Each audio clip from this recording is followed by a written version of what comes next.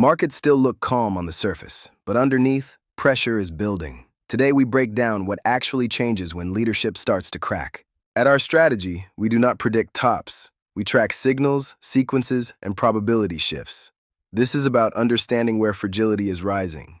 This analysis is based on a recent interview with Christopher Moylan at VRIC. The focus was not optimism or fear, it was about trend behavior late in the cycle. Equity leadership has become narrow. When only a few names carry the market, risk concentrates. That is usually when small moves turn into fast ones. This is happening because higher yields tighten financial conditions. And when that happens, long-duration assets feel it first. That is why leadership matters more than headlines right now. AI leaders have driven most of the gains. If those leaders stall, the index loses its shock absorber. That is how calm markets can change quickly. When equities wobble, money looks for what is working.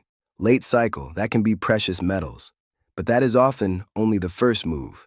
The first leg is rotation into perceived safety. The second leg comes if selling becomes forced. That is when correlations rise and everything feels heavy. High beta tech feels it early. Crowded momentum trades feel it next. Leverage is usually what breaks last but hardest. This setup looks like phase 1 slipping toward phase 2. Extension is still possible, but phase 3 risk is no longer negligible. It changes how tight exits need to be. It changes how we treat crowded trades. It changes the value of optionality. If this way of thinking helps you see markets more clearly, subscribing makes sure you keep getting this framework when conditions change. It is about staying oriented, not reacting late.